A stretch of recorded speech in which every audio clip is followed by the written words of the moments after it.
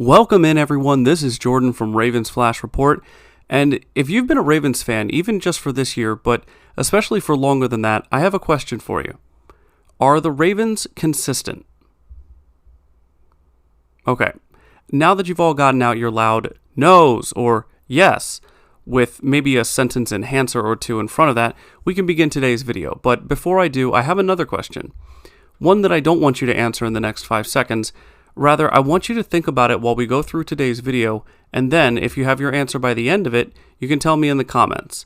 With all that out of the way, let's get to it. They're going to get a Super Bowl out of me. Believe that. Believe that.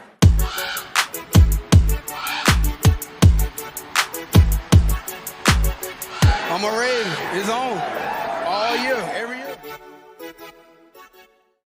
So, the question I want to ask you all is, are the Ravens too inconsistent to win it all?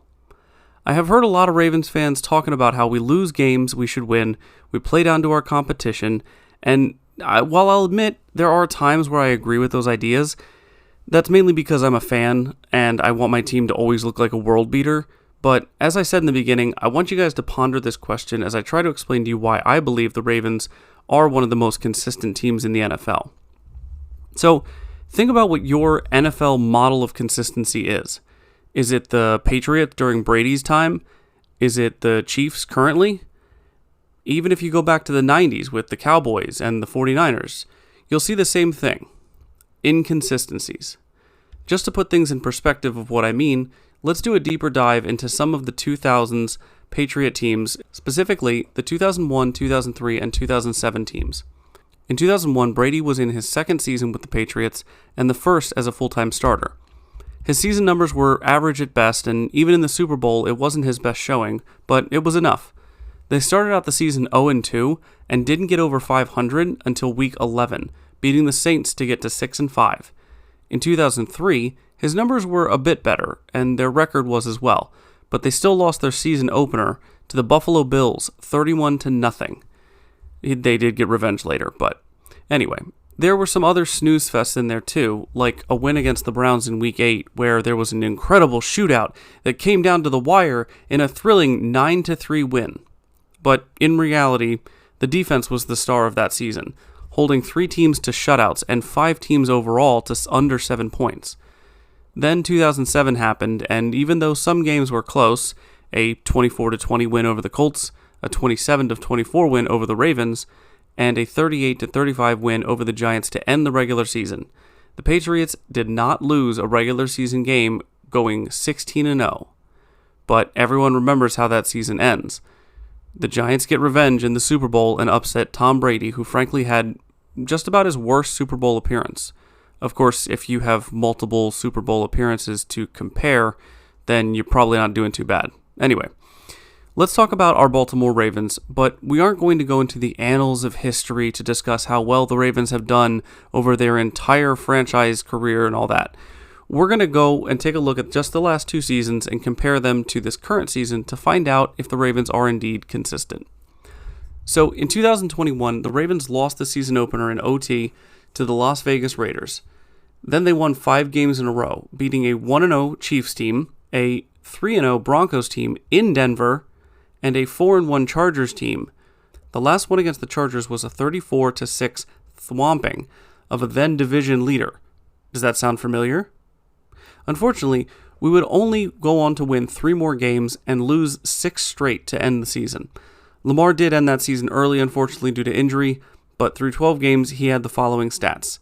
Just going to go ahead and have Brady's 2001 numbers down there. Don't mind me. Just around the same exact numbers for 16 games for Brady, 12 games for Lamar. Anyway, let's move on to the 2022 season, where the Ravens were once again in the driver's seat with a 7-3 record going to Jacksonville, where not only did they lose the game, but that was also the last game Lamar played in that season.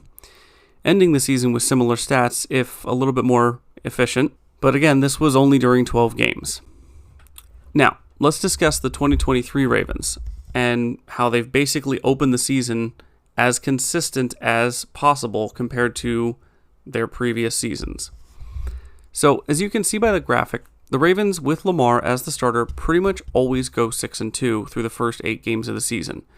But you may be asking at this point, Okay, Jordan, all these numbers are great, but real football is played on the field and not the stat page.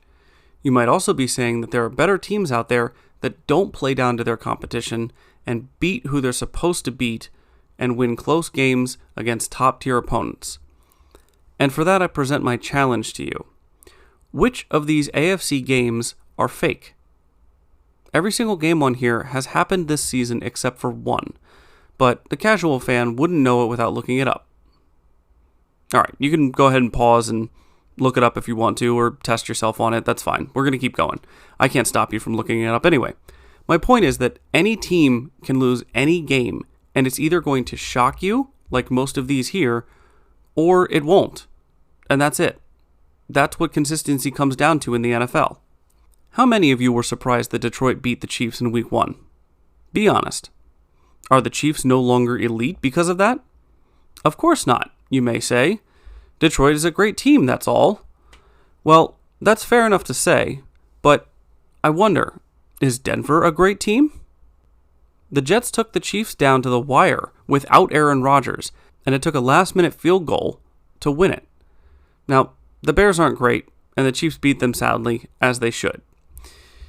Dallas is a pretty dang good football team, aren't they? Finished 12-5 last season, made it to the divisional round, only lost by 7 points to the 49ers. And this year they're 5-2. That's great. But if the Cardinals beat us by 2 scores, would we still be considered a good team? The 49ers also just seem to have this team's number, don't they? Beat the Cowboys pretty badly. And then they lost 3 straight games to go from 5-0 to 5-3. One of those teams that they lost to, the 49ers I mean, were the 2-4 Minnesota Vikings, who many thought were going to be shopping their players before the trade deadline. That same Minnesota team took Kansas City down to the wire and was at the Kansas City 38-yard line, down 1 score with a chance to win before Kirk Cousins got sacked to end the game. So, for the next few minutes, you'll have to excuse me because I'm going to be using a pretty naughty word in the Ravens dictionary. Elite. Tell me if you can, which teams won these games? Was it the Super Bowl contenders? Was it the conference finalists? Or at least very good teams in each conference? So, how about this team?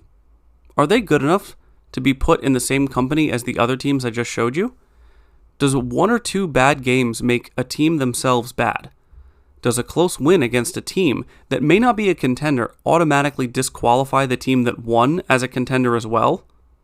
The Ravens have beaten 2 divisional opponents on the road, soundly I might add. That Cincy score is a lot closer than the game was. We badly beat a rookie QB with a rookie head coach in the Texans, and now that team is in second place in their division and has beaten their division leader, the Jags, by 20 points in their own house, no less. Now those sound great, but the Ravens also lost to the Colts in Baltimore. Now that loss took 3 fumbles, 2 of which they did lose, and 4 50-plus yard field goals, which, if I remember correctly, was an NFL record to beat us in overtime, mind you. And then the other divisional road game, a loss to the Steelers, who were seen as a non-threat by a lot of fans, but to their credit, they forced 3 turnovers, 1 interception and 2 forced fumbles, which they recovered both of. They also sacked Lamar 4 times, which sounds like a lot, but it's only half the amount of dropped passes by the Ravens receivers. Now, the close games were the Titans and the Cardinals, 2 teams which have surprised a few opponents this year by being more difficult to finish off than originally thought. Now, am I saying that they were great teams? No, but then again, we did beat them, right? Sometimes I think fans forget that these games are played by humans that make mistakes and also make incredible plays that we might not see coming. And you know what else nobody saw coming? That freaking Lions game. Am I right? Cue the 7 Nation Army chanting. I'm not going to do it for you. But seriously, we have seen the highs and the lows of this team already this season. And we know that we are really somewhere in the middle, somewhere between the Steelers game and the Lions game. Now, I don't expect the Ravens to crush any team for the rest of the season the way that they did to the Lions, though I am hoping for a little bit of revenge when the Steelers come to the bank. And I also don't expect the Ravens to have another collapse like they did against the Colts. So my final point is that both of those things still may happen, because football is a fickle thing. The Chiefs may not make the postseason. The Jets may win a wild card game, and the Browns may finally realize that they made the worst deal in NFL history. But, as everyone likes to say, that's why you play the game. So the only thing I know the Ravens team will do consistently for the rest of the season is try and stack wins, learn from their losses, and compete in every single game. So I hope you all enjoyed this reflection on what it really means to be a consistent team and how there kind of aren't any this season. But if you did enjoy the video, please leave a like and consider subscribing. I have more videos where I talk about other Ravens topics, game analysis, and more on my channel, so you can go check that out too. Anyway, thanks again everyone for stopping by, and I'll see you all again real soon. Be safe out there. Bye.